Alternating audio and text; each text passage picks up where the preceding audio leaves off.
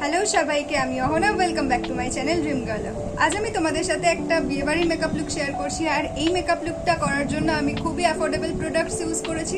তোমরা প্রত্যেকটা জিনিসই 200 টাকার মধ্যে কিনতে পারবে। তো চলো বেশি বকবক না করে কিভাবে আমি এই মেকআপ লুকটাকে করেছি সেটাই তোমাদের সাথে শেয়ার করি। তো আমি আমার ফেসটাকে আগেই একটা ওয়েট ওয়াইপস দিয়ে ক্লিন করে নিয়েছি। তোমরা তোমাদের পছন্দের যে কোনো ফেস ওয়াশও এক্ষেত্রে ইউজ করে নিতে পারো, তবে খেয়াল রাখতে হবে আমাদের ফেসে যেন কোনো রকম ডার্ট না থাকে, কারণ নোংরা থাকলে আমাদের মেকআপ কিন্তু খুব একটা ভালোভাবে বসবে না। যাই হোক, এরপর আমি ইউজ করে নিচ্ছি একটা ময়শ্চারাইজার। আমি ল্যাকমের পিচ মিল্ক ময়শ্চারাইজারটা ইউজ করেছি। তোমরা তোমাদের পছন্দের বা যে কোনো রেগুলার ময়শ্চারাইজার ইউজ করে নিতে পারো। এরপর আমি আমার ময়শ্চারাইজারটাকে স্কিনে খুব ভালো মতো ব্লেন্ড করে নিচ্ছি।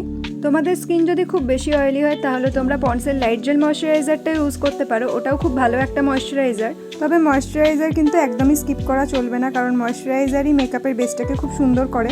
তোমরা যতই দামি দামি প্রোডাক্ট ইউজ করো না কেন, তোমাদের স্কিন যদি ভালো না থাকে তাহলে কিন্তু একদমই মেকআপ ভালো দেখতে লাগবে না। সুতরাং মেকআপ করার আগে স্কিন কেয়ার করাটা কিন্তু খুবই ইম্পর্টেন্ট। যাই হোক, এরপর আমি ব্লু হেভেনের প্রাইমার ইউজ করে নিয়েছি। তোমরা প্রাইমার ইউজ করতে না চাইলে অ্যালোভেরা জেলও প্রাইমার হিসেবে ইউজ করতে পারো। প্রাইমারটা যতক্ষণ সেট হচ্ছে ততক্ষণ আমি আমার আইব্রোটা ফিল করে নিচ্ছি। আমি সাধারণত ব্ল্যাক পাউডার শ্যাডো দিয়ে আমার আইব্রো ফিল করি।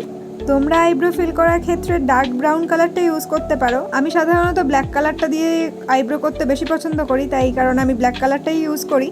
যদি তোমরা কেউ বিগিনার থেকে থাকো তাহলে আমি বলবো ডার্ক ব্রাউন কালারটাই ইউজ করতে, ব্ল্যাকটা সরাসরি ইউজ না করাই ভালো। আমার পার্সোনালি মনে হয় যে ডার্ক ব্রাউন কালারটা আমার ফেসে ঠিক মানায় না, তাই আমি ব্ল্যাক কালারটাই ইউজ করি। আর এইভাবে আমি আমার দুটো আইব্রোকেই ভালো করে ফিল করে নিয়েছি। আর এই যে আমার আইব্রো করার ডান। আর এবার আমি নিয়ে নিয়েছি ইনসাইটের এই কনসিলার প্যালেটটা, আর এখান থেকে আমি অরেঞ্জ শেডটা নিচ্ছি। আমার ফেসে যে যে জায়গাগুলো পিগমেন্টেশন রয়েছে বা ডার্ক সার্কেল রয়েছে বা এখানে আমার একটা পিম্পল উঠছে, সেই সব জায়গাগুলোয় আমি এই অরেঞ্জ কারেক্টারটাকে ইউজ করে নিচ্ছি। অরেঞ্জ কারেক্টার আমাদের ফেসের পিগমেন্টেশন বা রেডনেসকে নিউট্রালাইজ করতে সাহায্য করে। তোমরা অরেঞ্জ কারেক্টারের জায়গায় পিচ কালারের কারেক্টারও ইউজ করতে পারো। আমি একদম হালকা করে অরেঞ্জ কারেক্টার অ্যাপ্লাই করছি, সেটা কিন্তু তোমরা দেখতেই পাচ্ছ। তবে আমার যদি অনেক বেশি রেডনেস বা পিগমেন্টেশন থাকতো তাহলে এটাকে আমায় ডিপ করে অ্যাপ্লাই করতে হতো।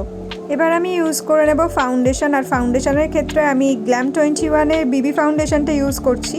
এটা সারা মুখে আমি আগে ডট ডট করে অ্যাপ্লাই করে নেব। ফাউন্ডেশনটা এখন আমার ফেসে খুবই লাইট মনে হচ্ছে, কিন্তু এটা ব্লেন্ড করে নেওয়ার পর একদমই লাইট আর থাকবে না। এই ফাউন্ডেশনটা এখন আমার কারেন্ট ফেভারিট, কারণ এই ফাউন্ডেশনটা খুব সুন্দরভাবে ব্লেন্ড হয়। সেটা তুমি হাত দিয়েই ব্লেন্ড করো আর ব্রাশ দিয়েই করো বা বিউটি ব্লেন্ডার দিয়ে। আমি আজ এটা ব্রাশ দিয়ে ব্লেন্ড করেছি, তোমরা চাইলে বিউটি ব্লেন্ডার ইউজ করতে পারো। আর আমি একদমই হালকা একটা লেয়ার দিয়েছি ফাউন্ডেশনের, কারণ আমার মনে হয় বেশি হেভি লেয়ার থেকে হালকা করে লেয়ার দিলে দেখতে বেশি ভালো লাগে। আর তারপর আমি এর ওপর যেহেতু কনসিলার অ্যাপ্লাই করব, তাই আমি ফাউন্ডেশনটা একদমই হালকা করে অ্যাপ্লাই করেছি। আর এরপর আমি ইউজ করছি হিলারি হুডার কনসিলার। এই কনসিলারটা আমি এত বেশি ইউজ করেছি যে হিলারি হুডার লেখাটাই উঠে গেছে।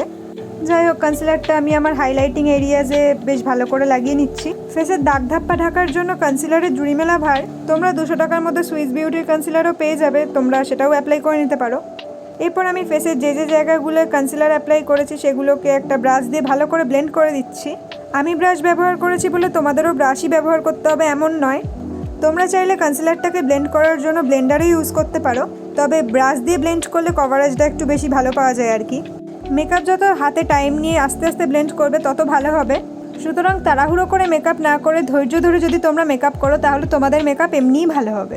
যাই হোক, আমি কনসিলারটাকে মোটামুটি ব্লেন্ড করে নিয়েছি। এরপর আমি করে নিচ্ছি কন্ট্যুরিং। ফেসে যে যে জায়গাগুলো আমাদের শ্যাডো পড়ে সেই সব জায়গাগুলোকে আমাদের কন্ট্যুরিং করতে হয়। এরপর আমি নিয়ে নিয়েছি সুইস বিউটির একটা লিপস্টিক। এই লিপস্টিকটা আমার ঠোঁটে খুব একটা ভালো লাগে না, তাই এটাকে আমি ব্লাশ হিসেবেই ইউজ করি। আর এটা হলো একটা পিচ শেডের লিপস্টিক। যাই হোক, এরপর আমি ব্লাশ আর কন্ট্যুরটাকে ভালো করে ব্লেন্ড করে দিচ্ছি। তোমরা দেখতেই পাচ্ছ দুটোকে কিন্তু আমি একসাথেই ব্লেন্ড করছি। সেমভাবে আমি আমার অপর সাইডটাকেও ব্লেন্ড করে নিচ্ছি। আর এরপর বাকি যে কন্ট্যুরিংগুলো করা বাকি সেগুলোও আমি করে নিচ্ছি। এরপর আমি নোজ কন্ট্যুর করছি। আর আমার নোজ কন্ট্যুর করতে খুব ভালো লাগে, কারণ আমার বোঁচা নাকটাকে লম্বা দেখায়। এরপর আমি পুরো মেকআপটাকে সেট করার জন্য পন্ডসের এই ন্যাচারাল গ্লো ফেস পাউডারটাকে ইউজ করছি। ব্লাশ আর কন্ট্যুরিংয়ের জায়গাটা বাদ দিয়ে বাকি সব জায়গায় আমি পাউডারটাকে সুন্দর করে অ্যাপ্লাই করে দিচ্ছি। ব্লাশের জায়গাটাকে পাউডার ব্লাশ দিয়ে সেট করতে হবে, যেটা আমি পরে করব।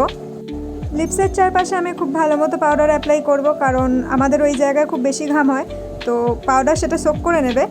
এরপর আইশ্যাডোর জন্য আমার কাছে দুটো অপশান ছিল, এটা একটা হাফ অ্যান্ড হাফের প্যালেট আর ওটা একটা মিশো থেকে আমি কিনেছিলাম। তো আমি হাফ অ্যান্ড হাফের প্যালেটটাই এখানে ইউজ করেছি। তো ওখান থেকে আমি একটা ব্রাউন শেড নিয়ে আমার আইলিডে খুব ভালো মতো অ্যাপ্লাই করে নিচ্ছি, আর দুটো আইলিডেই আমি বেশ ভালো করে অ্যাপ্লাই করে নিয়েছি। এরপর একটা অরেঞ্জ শেড দিয়ে আমি এই ব্রাউন কালারটাকে ইন্টেন্সিফাই করব।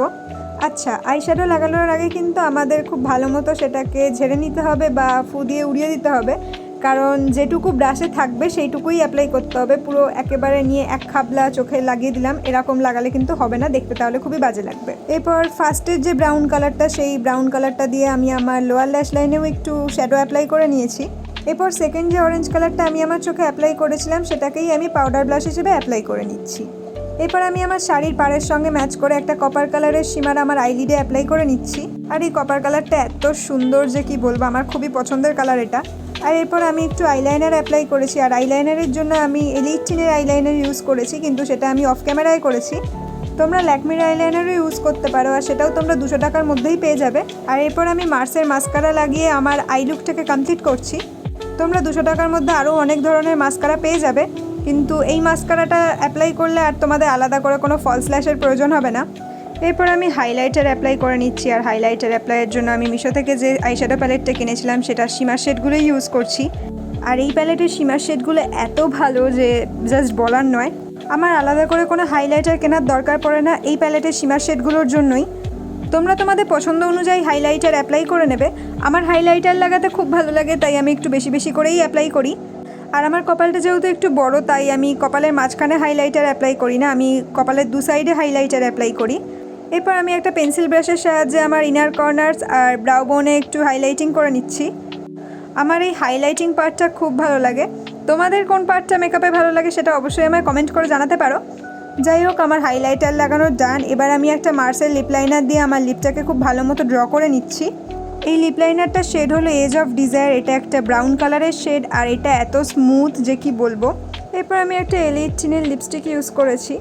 লিপস্টিকের কালারটা সুন্দর হলেও আমার মনে হচ্ছিলো এই লুকটার সাথে খুব একটা যাচ্ছে না, তাই এটাকে আমি একটু নিউড করার জন্য একটু কনসিলার অ্যাপ্লাই করেছি।